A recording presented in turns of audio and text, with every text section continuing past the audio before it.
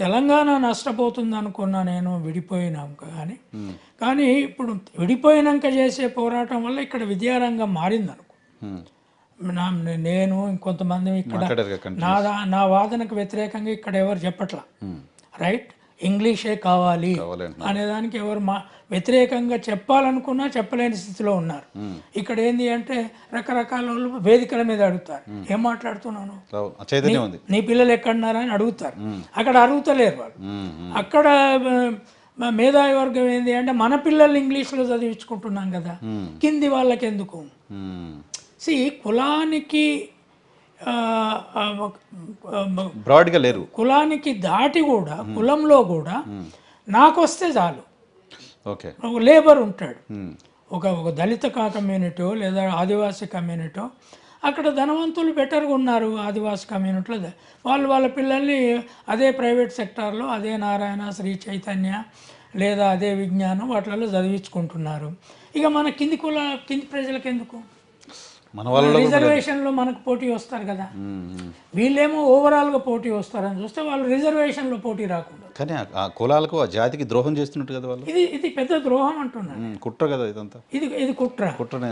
దీన్ని సరే ఏదో కారణం వల్ల జగన్ తన అవసరాల రీత్యాన, తన ఆలోచన రీత్యాన, పాదయాత్రలో ప్రజలు అడిగిన దాని రీత్యాన ఒక పాలసీ నిర్ణయంగా చేసుకొని ఒక బ్రేక్ త్రో ఎడ్యుకేషనల్ సిస్టమ్కి వెళ్ళాడు. కానీ జగన్ చేసిందే విధ్వంసం. జగన్ ఆ ఎడ్యుకేషన్ సిస్టంలో ఒక విధ్వంసం తీసుకొచ్చేసారు, పిల్లలందరినీ నాశనం చేసేసారు అనేది ఈ సర్కార్ చెప్తున్నారు. అట్లా లేకపోతే ఏమంటారు మరి, అంటే పిల్లలు నాశనం అయితే తల్లిదండ్రులు రోడ్ల మీదకి రావాలి కదా, ఒక్కళ్ళు ఎక్కడ బయటికి రావాలి. మరి మీరు ఇంగ్లీష్లో చదివించుకునే వాళ్ళు మీ పిల్లల్ని, మీ మనవరాలని ఇంగ్లీష్లో చదివించుకునే వాళ్ళు నాశనం అయ్యారని నువ్వు జడ్జ్ చేసుడేంది? వాళ్ళకి తల్లిదండ్రులకు సోయలేదా? ఆనాడు హైకోర్టులో, ఆంధ్రప్రదేశ్ హైకోర్టు ఇది సెంట్రల్ గవర్నమెంట్ వాళ్ళు కూడా 8th వరకు న్యూ ఎడ్యుకేషన్ పాలసీ రీత్యా కూడా మాతృభాషను ఎంకరేజ్ చేయండి అని ఉంది కనుక సెంట్రల్ గవర్నమెంట్ కూడా వ్యతిరేకించింది. అప్పుడు జగన్ ప్రభుత్వం ఆర్గ్యూ చేసింది అంటే, ఇంతకుముందు సుప్రీంకోర్టు జడ్జిమెంట్ ఉంది, పేరెంటల్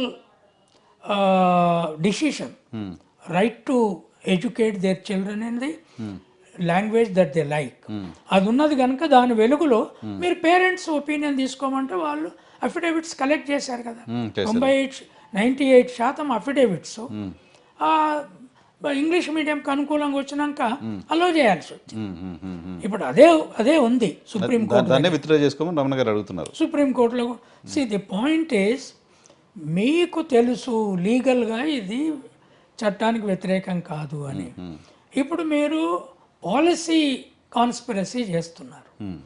ఈ పాలసీ కాన్స్పిరసీని ప్రజలు తిప్పికొట్టకపోతే, ప్రజలు రోడ్ల మీదకి వచ్చి లేదు మా పిల్లలకి ఇంగ్లీష్ మీడియమే కావాలి అని కనుక బ్యానర్లు వేసుకొని ముందుకు రాకపోతే దీనికి కమ్యూనిస్టులు సపోర్ట్ చేయరు, వాళ్ళ పిల్లలను English medium. In fact CPI Ramakrishna గారు కూడా సమావేశంలో ఉన్నారు, ఉంటారు. ఆయన ఏం మాట్లాడతారు, మీ లీడర్ల పిల్లలను కూడా స్కూల్లో జాయిన్ చేయించండి అని అంటున్నారు. తెలుగు మీడియం ప్రభుత్వ స్కూల్లో జాయిన్ చేయించారు. సంభవం అది కాస్త ఆ డైలాగ్ వరకు ఓకే, బట్ అక్కడ పార్టిసిపేట్ చేసి పూర్తిగా దాన్ని వ్యతిరేకించకపోతే నష్టం కదా ఈ వర్గాలకి. ఇది ఈ దందాను ఒక బలమైన ఇంటలెక్చువల్ ఫోర్స్ ఎదిగి ఆపకుండా ఈ కాన్స్పిరసీని ఆపలేము. దళితులు, ఆదివాసులు, శూద్రులు, బీసీలలో, కింది బీదవాళ్ళల్లో భూములు వాళ్ళు కొట్టుకున్నారు, పట్టాలు వీళ్ళ పేరుతో చేసుకున్నారు భూస్వాములు. ఆనాడు అది నడిచింది. తర్వాత ఉద్యోగాలు, వాళ్ళకి చదువు రాలేదని ఉద్యోగాలు వీళ్ళే చేసుకున్నారు. ఎక్కడెక్కడి నుంచో దిగుమతులు చేసుకొని బంధువులను ఆయా రాష్ట్రాలలో ఉద్యోగాలు చేసుకున్నారు.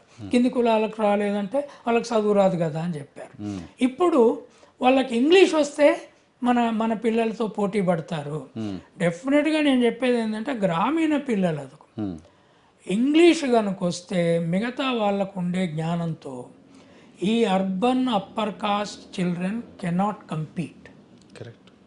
అది నా అనుభవంలో చూశాను. ఇప్పుడు మనం చూసినాం కదా సార్, నారాయణ చైతన్య స్కూల్స్ చదువుతున్న పిల్లలతో మనం గ్రామీణ ప్రాంతాల్లో చదువుతున్న పిల్లలు పోటీ పడలేకపోతున్నారుగా, ఆల్రెడీ ఎక్స్పీరియన్స్ చేస్తున్నాను. లేదు, ఇది ఇంగ్లీష్ మీడియం నేననేది ఏంటి అంటే ఇది ఉల్టా.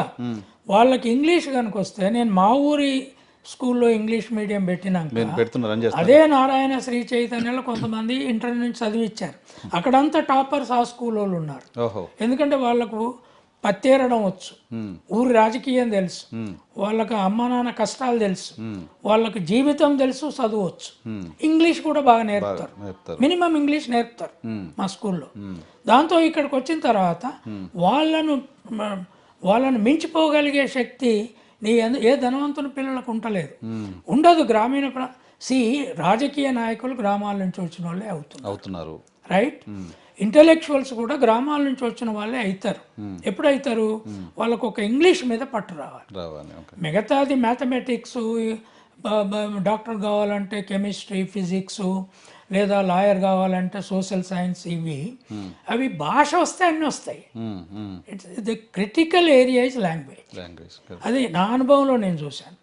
నేను చెట్టు కింద కూర్చొని చదువుకున్నోడిని, ఇంగ్లీష్ బాగా పట్టుబట్టి నేర్చుకున్నాను కనుక నేను టైమ్స్ ఆఫ్ ఇండియాలో, ఇండియన్ ఎక్స్ప్రెస్లో, హిందూలో నేను రాయని పత్రిక లేదు. ఇంటర్నేషనల్గా వేరే యూనివర్సిటీస్ కూడా నేను మాట్లాడని ఇంగ్లీష్ టీవీ లేదు.